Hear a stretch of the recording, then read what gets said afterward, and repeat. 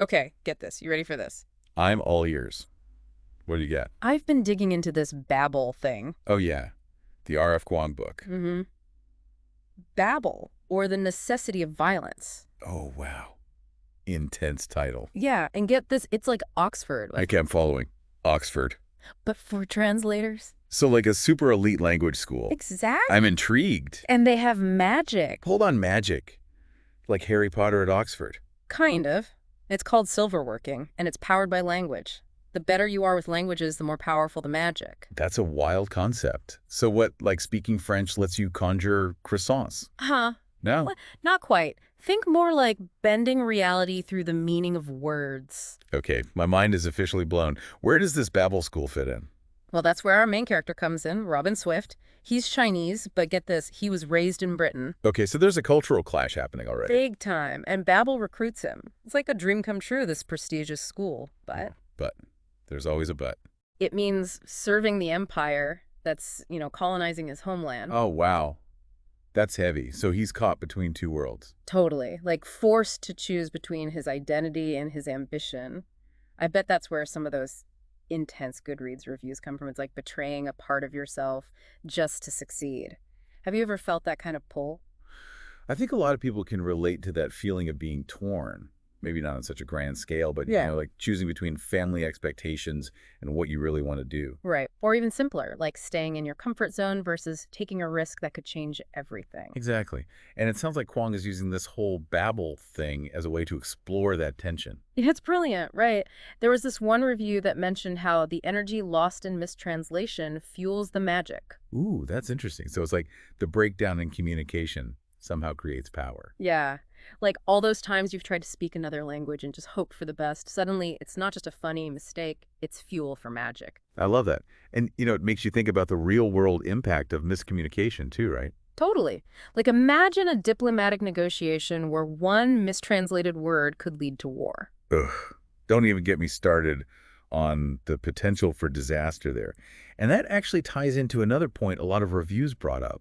The whole idea of language as a tool of control, not just for communication. Oh, yeah, that stood out to me too. There was a quote, I think you'll like this. It said, English did not just borrow words from other languages, it was stuffed to the brim with foreign influences. Okay, I see where this is going. How this country, whose citizens prided themselves so much on being better than the rest of the world, could not make it through an afternoon tea without borrowed goods. Ooh, that's sharp.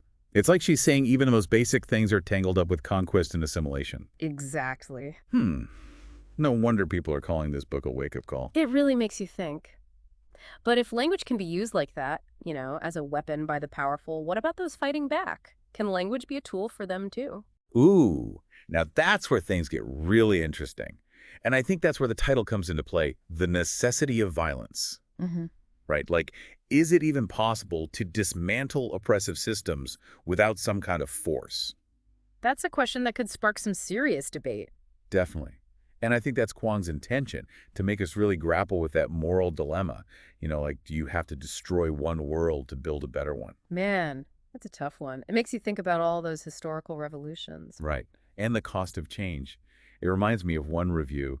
This guy, Petrick, gave the book 5 stars. Okay, what'd he say?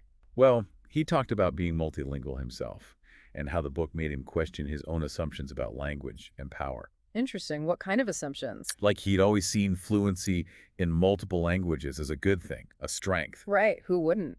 Exactly.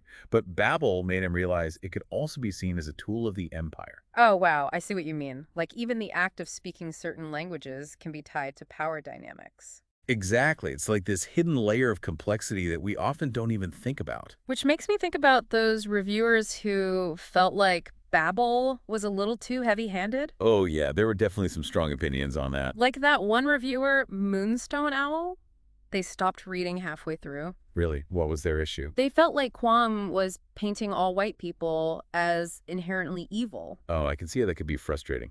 It Yeah. kind of reduces everything to this simple good versus evil thing. Exactly. And they felt like the complexities of colonialism got lost in that. Yeah, it's like she's ignoring all those historical forces and individual choices that contribute to these systems. So it's less about individual bad guys and more about how these systems work. Right, and that raises a really interesting question, doesn't it?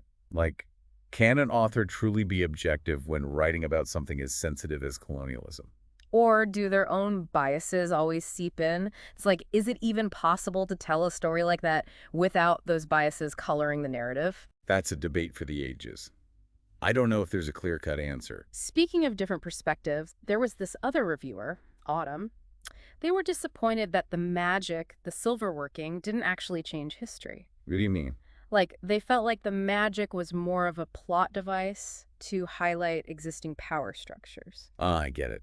They wanted to see the magic actually disrupt those systems, maybe even rewrite history. Exactly. They were hoping for a more imaginative take on how magic could have reshaped the world. It's like those alternate history novels where one small change leads to a completely different outcome. Yeah.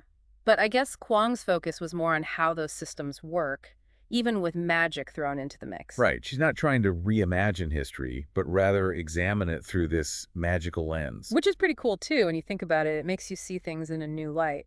But hey, let's talk characters for a bit. What about Letty? She seems to be causing quite a stir in the reviews. Ah, yes, the Letty problem. What is it about her that's so controversial? Well, she's this white, privileged woman in Robin's group at Babel, and the reviews are totally split on her. How so? Some people find her journey compelling, her struggles to understand her marginalized friends, her eventual betrayal. It's like she's trying to grapple with her own complicity. Good. But others see her as just a caricature, like this one-dimensional villain representing everything wrong with white privilege. Oh, wow. So it's like two totally different readings of the same character. Exactly. Some people are willing to give her the benefit of the doubt, see her as a product of her environment who's trying to learn and grow, but others see her as the enemy, a symbol of the system that needs to be dismantled. It's fascinating, isn't it? Totally. It's like depending on your own experiences and perspectives, you either empathize with her or you just want to see her taken down. And that's where I think Kuang's writing is really clever. She's not giving us easy answers or clear-cut heroes and villains. It's more about the messiness of human nature, right? Exactly. How even well-intentioned people can be blind to their privilege and contribute to harm. It's like that one review that said the dialogue felt too much like Twitter and not like actual people talking in the 19th century. Oh, yeah, Baba Yaga reads. I remember that one. It's like they're saying Kuang is forcing modern-day ideas onto a historical setting. Which raises a really interesting question. Yeah. Can we ever truly understand the past without imposing our present-day values on it? Ooh, that's a deep one. Like, are we always going to filter history through our own contemporary lens? It makes you wonder how much of history is actually objective truth versus our interpretation of it. Okay, that one's going to keep me thinking for a while. But hey, what about those footnotes in Babel? They seem to be a bit of a sticking point for some people. Oh yeah, definitely divisive. Some people, like Sophia, loved them. They thought they added context without being too disruptive. Right, like little mini history lessons sprinkled throughout the story. Exactly. But then you have folks like Natalia who thought they were way too preachy. Like Kuang was spelling everything out for the reader, insulting their intelligence. Right. Like, I get it. I can think for myself. It's funny how the same element can be both a plus and a minus, depending on the reader. Totally. It's like Kuang is trying to walk this tightrope between making the story accessible and trusting her readers to figure things out on their own. And sometimes she stumbles, at least for some readers. That's bound to happen with a book this ambitious, right? It's not going to please everyone. But hey, let's not forget about all the people who absolutely adored Babel. Oh yeah, there are plenty of those too.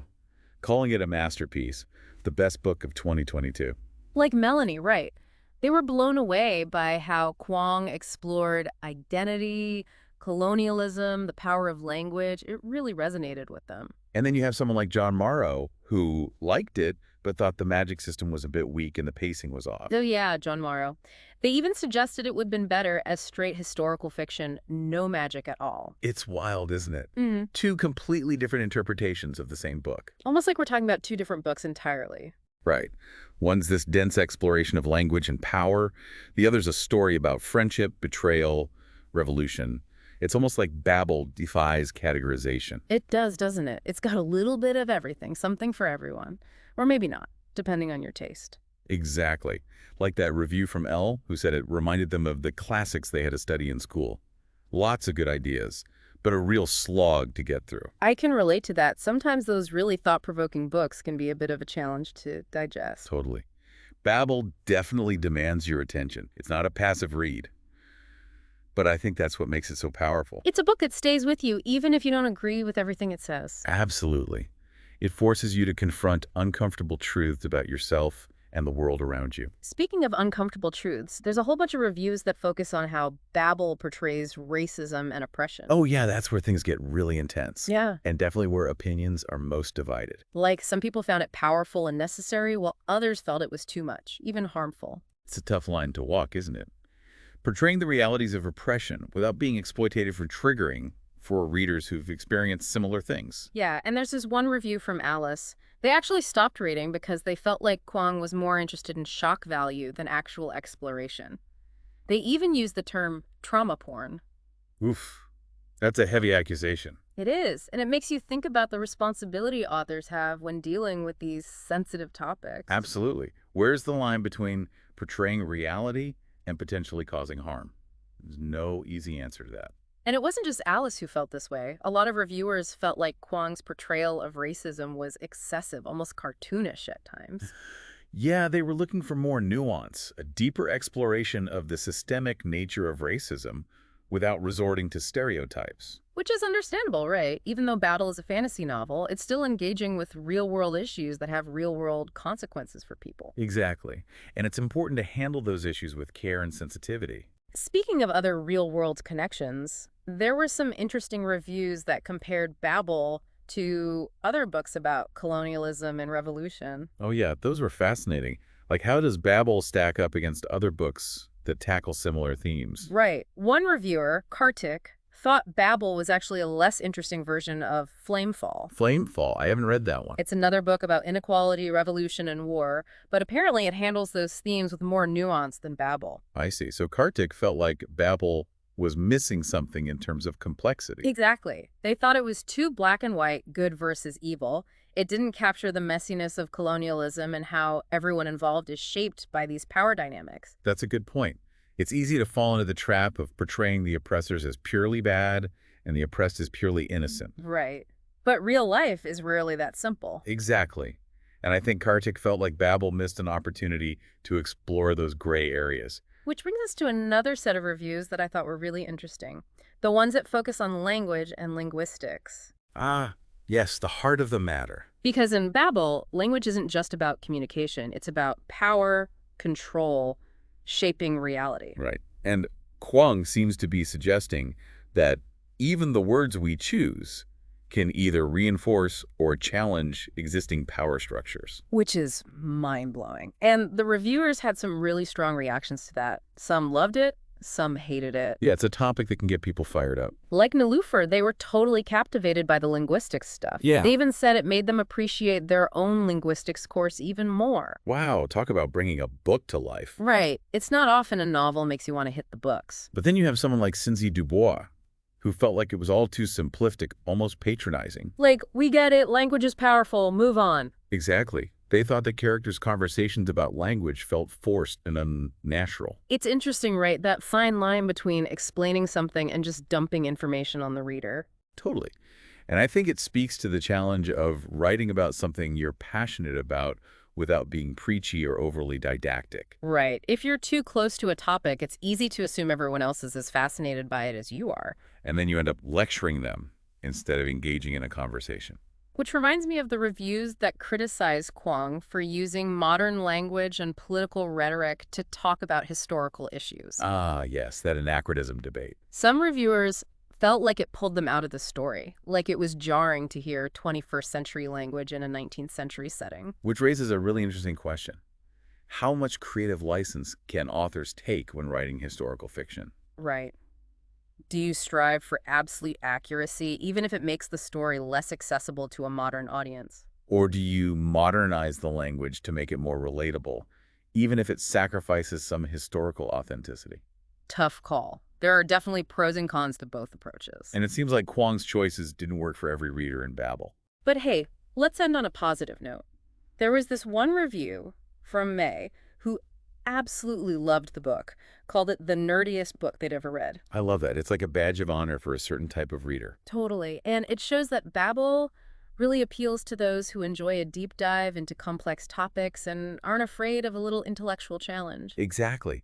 And even those who didn't love Babel acknowledged the power of Kuang's writing and the thought-provoking nature of her ideas. So it's a book that stays with you, even if you don't agree with everything it says. Absolutely. It challenges you to think critically about language, power, and the legacies of colonialism. Which is pretty amazing for a fantasy novel when you think about it. Right. It's not just about escaping reality. It's about engaging with it in a new and thought-provoking way. Right. Speaking of engaging with reality, there's one review I wanted to circle back to. It's from .79, and they highlighted this amazing quote.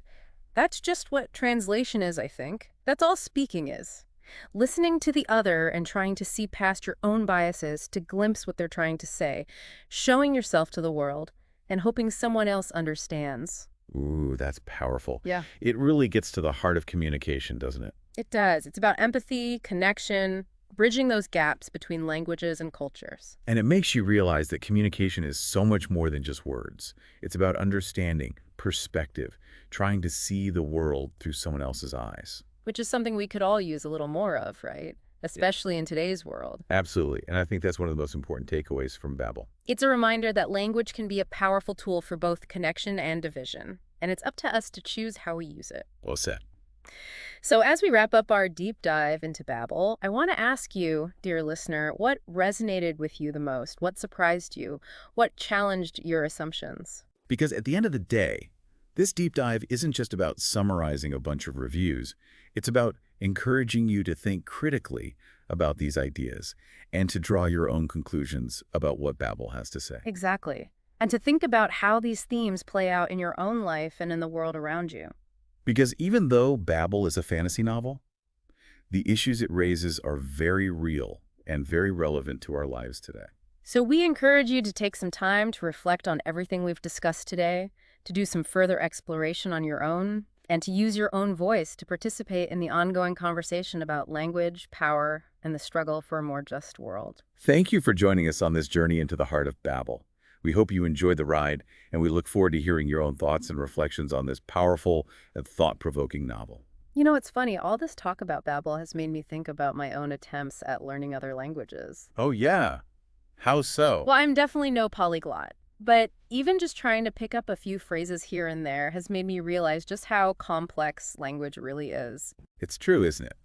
We often take language for granted until we're forced to step outside of our comfort zone. Exactly, like when you're struggling to order a coffee in a foreign country, and you suddenly realize just how much you rely on those shared meanings and unspoken rules of language. Totally. It makes you appreciate the subtle nuances of communication that we often don't even think about. And that's what makes Babel so fascinating, even if it's a challenging read at times. It forces you to think about language in a whole new way, to see it as both a bridge and a barrier. But hey, before we get too deep into the philosophy of language, there are a couple more reviews I wanted to touch on, especially those that compare Babel to other books with similar themes. Oh, those are always interesting. It's like getting a sense of where Babel fits into the larger literary landscape. Right.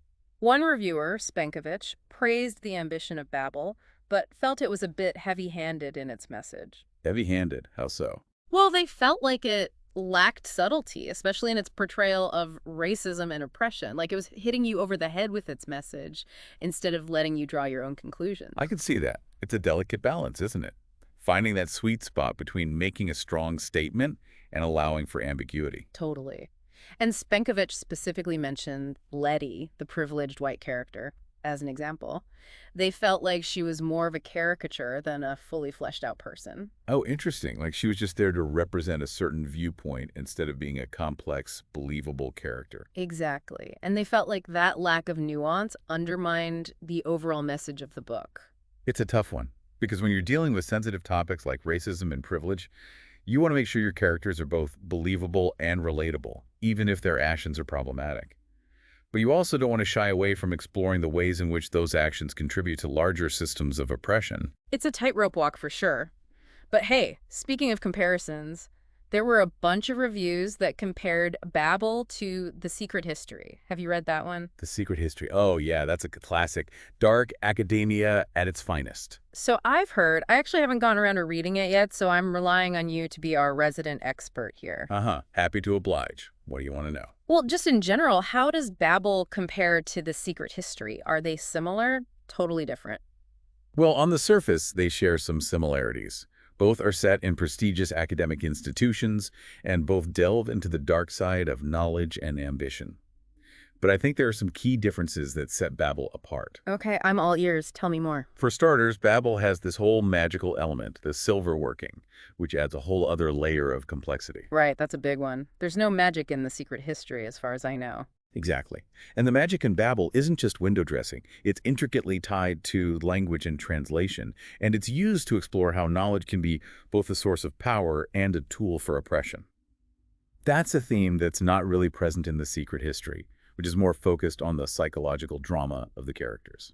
That makes sense. It seems like Babel is also more explicitly political than The Secret History.